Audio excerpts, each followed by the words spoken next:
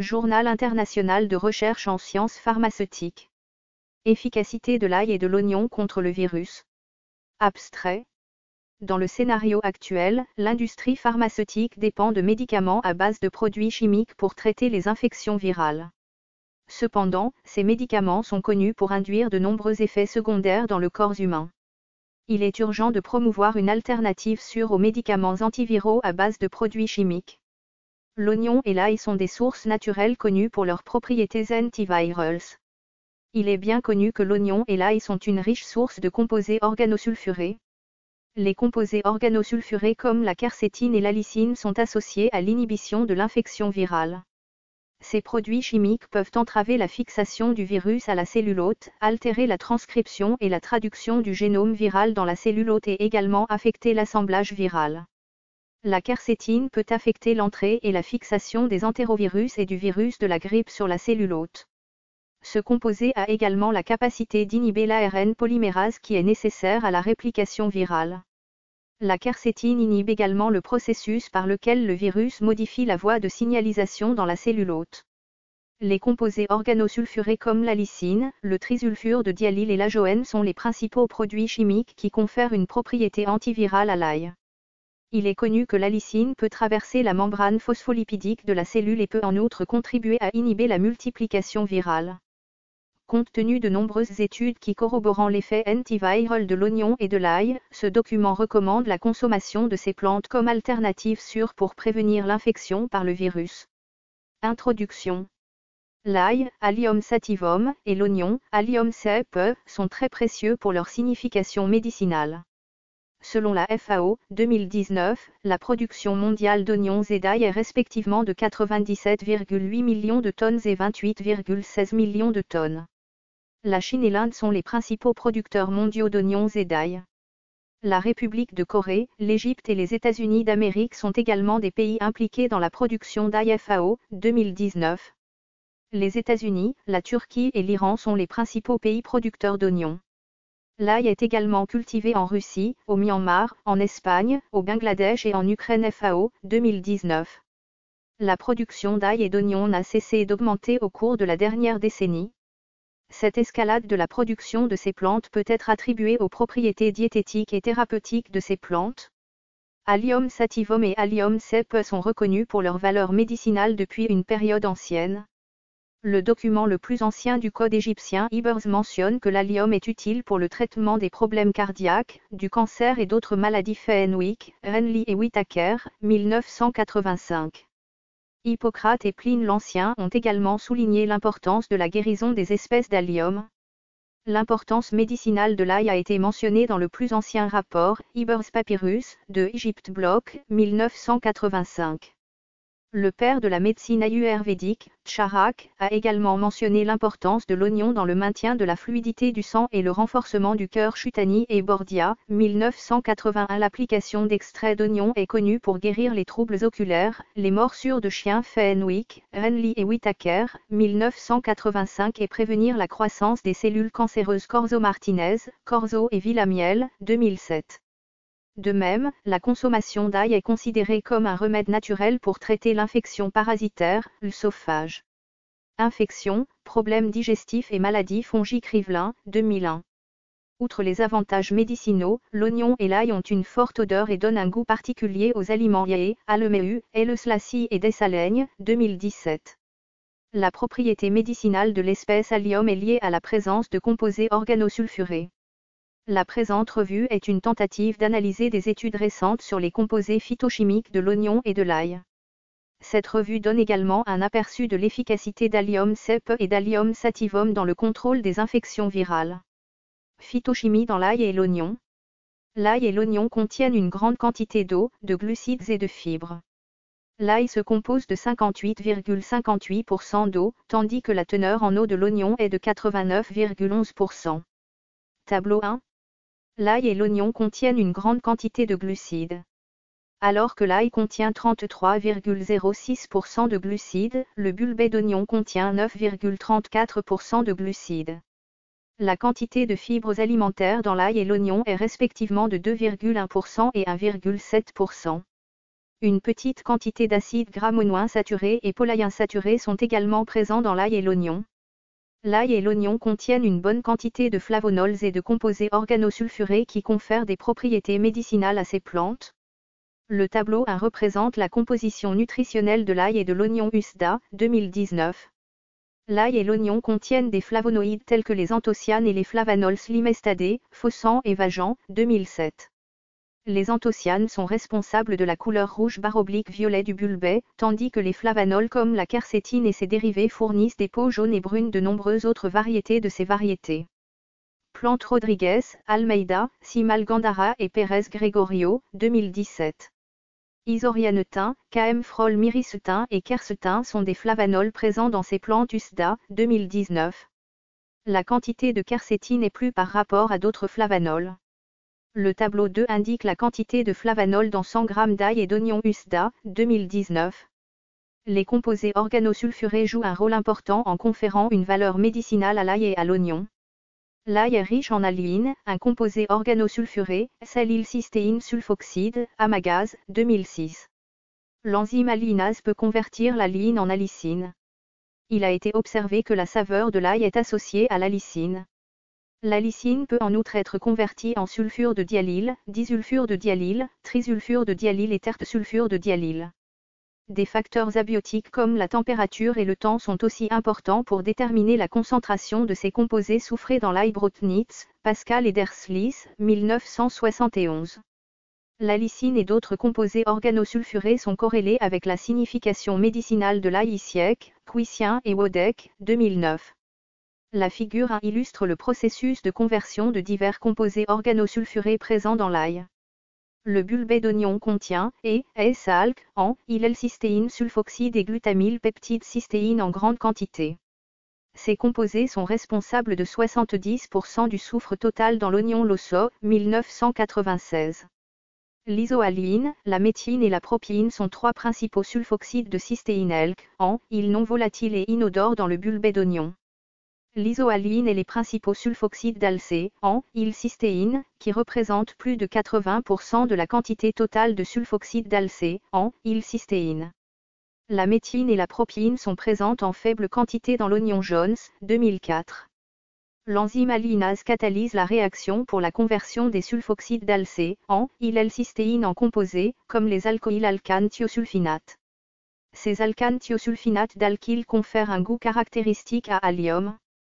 Ces alcanes thiosulfinates d'alkyle instables sont ensuite transformés en d'autres composés organosulfurés, y compris la lysine, le disulfure de dipropyle, le sulfure de diallyle, le thiosulfinate de propyle-1-propanyle, l'oxyde de 1-propanéthial, le disulfure de méthylpropanyle et l'ajoène.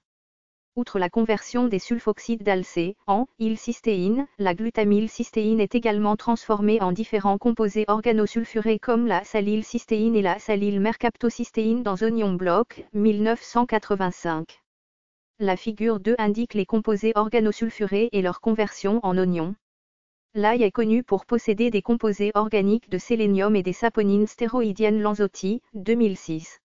Ces produits chimiques ont le potentiel de réduire la croissance des cellules cancéreuses. Arnold et Auger, 2006.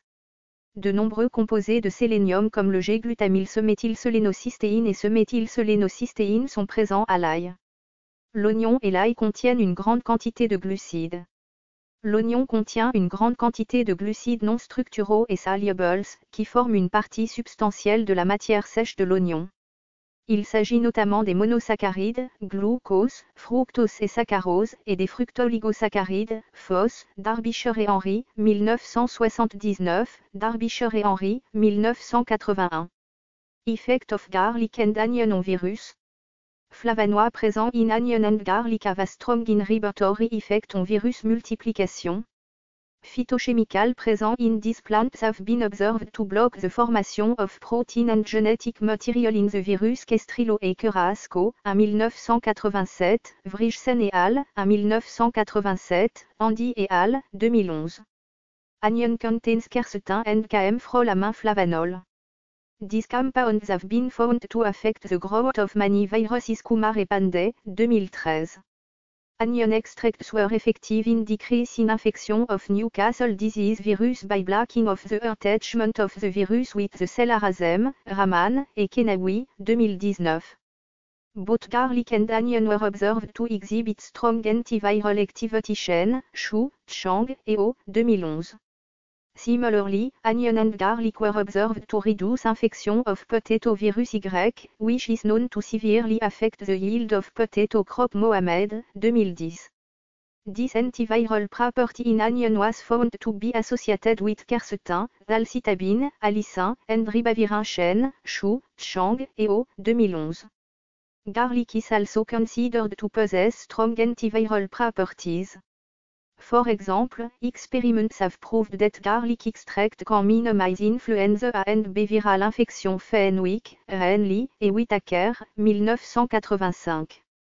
Similarly, garlic is effective against cytomegalovirus Meng, Lu, Guo, Zhang et Zhu, 1993, Nélan et al., 1993, rhinovirus, HIV, herpes simplex virus Tsai et al., 1985, herpes simplex virus de Weber et al., 1992, viral pneumonia, and rotavirus.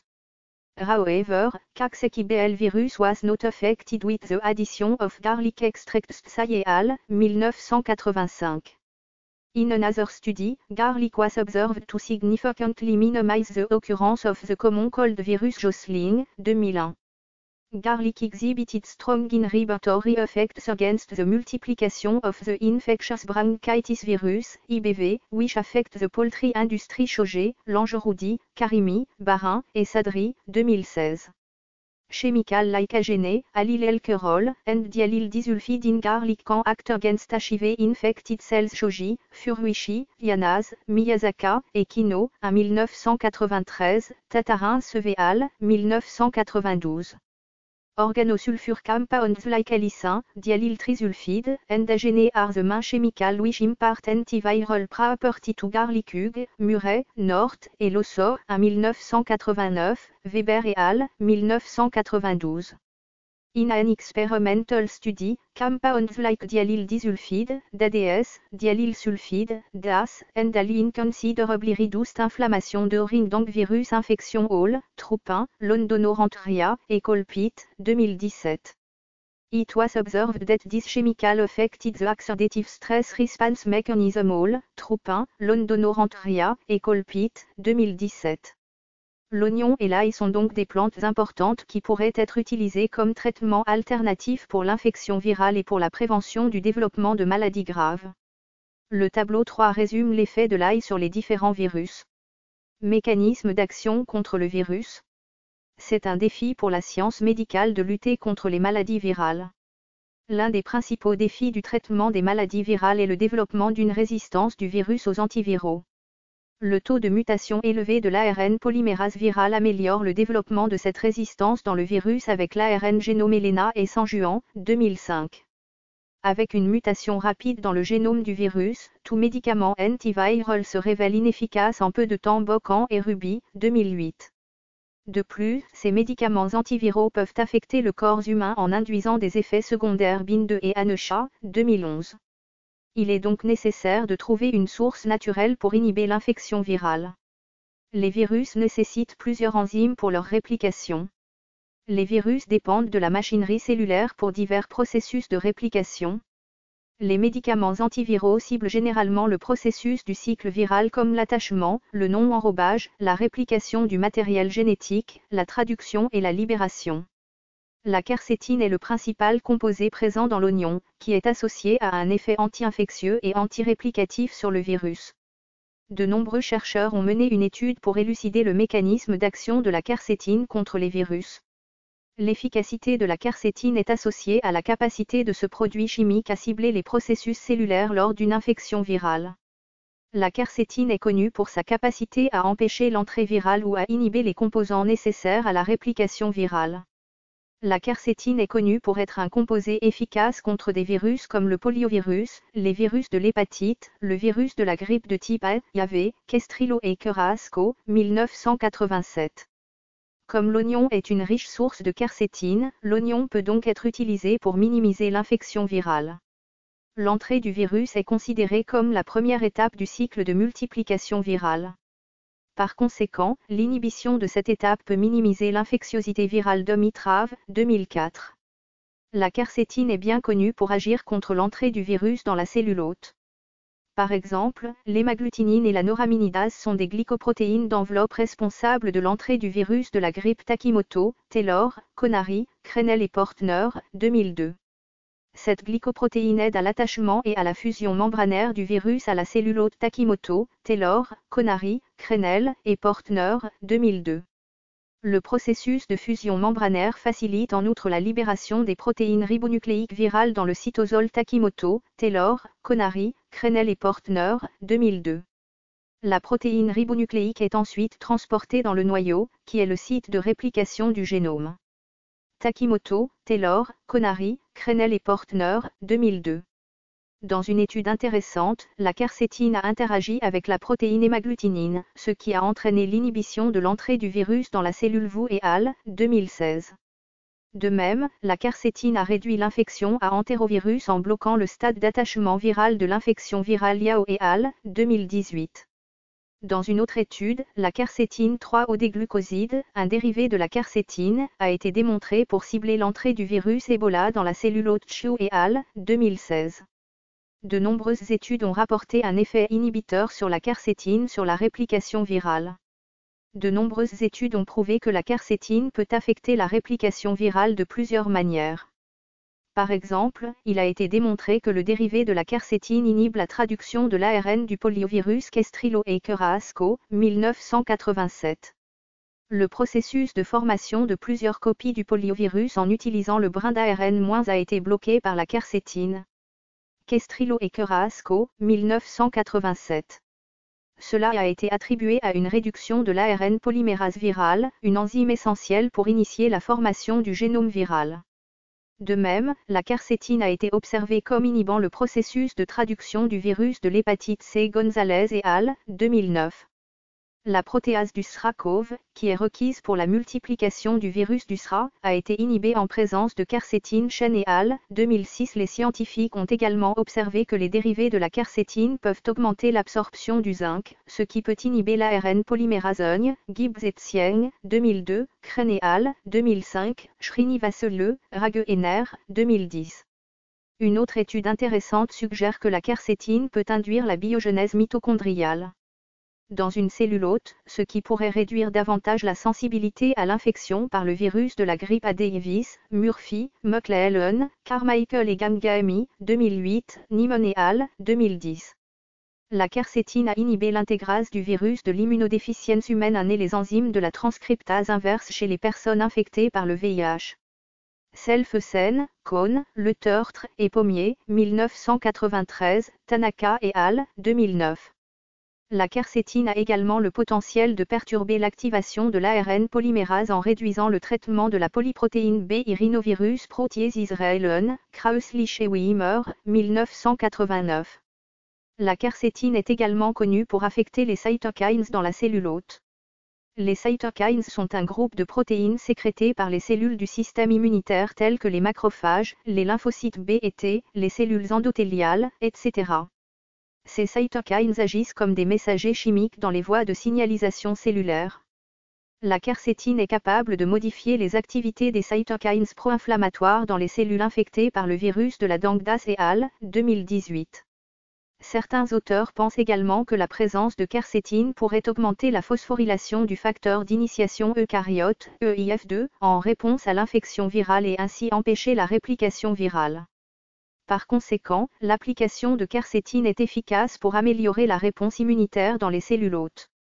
Il a été observé qu'au cours du processus de réplication, les virus à ARN, y compris le rhinovirus, libèrent une protéase qui attaque les cellules hôtes en clivant le facteur d'initiation eucaryote, EIF-4GI et EIF4GI. Cela bloque finalement la synthèse des protéines des cellules hôtes dépendantes du capuchon et facilite donc la multiplication virale. Glaser et Skern, 2000, Grady et al. 2003. La quercétine a la capacité de réduire le clivage de EIFG4-2 et de minimiser la formation de protéines de capsid viral. Cela affecte la réplication de rhinovirus Ganessan et al. 2012.